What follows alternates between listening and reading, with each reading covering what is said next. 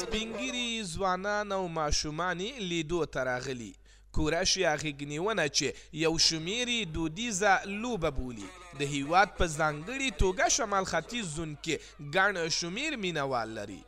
دغه لوبه هره جمعه د کندوز د کورش فدراسیون له لوري د دغه ولایت د مرکز د ولسوالیو د بیلابیلو ورزشي کلبونو د لوبغاړو او مینوالو په شتون کې ترسره کیږي. مسئولین وایي د دغه لوبو له ترسره کولو یې موخه ورزش ته د ځوانانو هڅول او د غېږنیونې په برخه کې د غوره لوبغاړو پیژندل دي. از طرف زاهد جان که عروسی خودش بود عنانات دیرینی ما را تازه کردن. ظاهر وفا آمد که جمله دوستایشان جوانای قندوز را تشویق کردن که جوانا دور از مواد مخدر شود. تقاضای ما از دیگه مردم هم همیست که در فرزندایشان توی کرد و در توی مراسم پهلوانی را برگزار بکنه.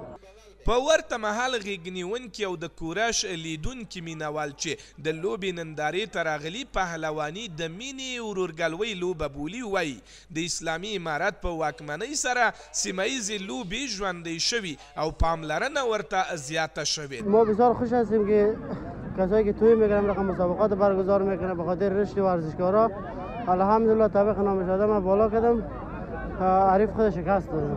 پهلوانی یکی از ورزش‌هایی است که رسم و رواج مردم قندوز است. ما به می ارتباط چون که روز جمعه بود آمدیم به تماشای پهلوانی.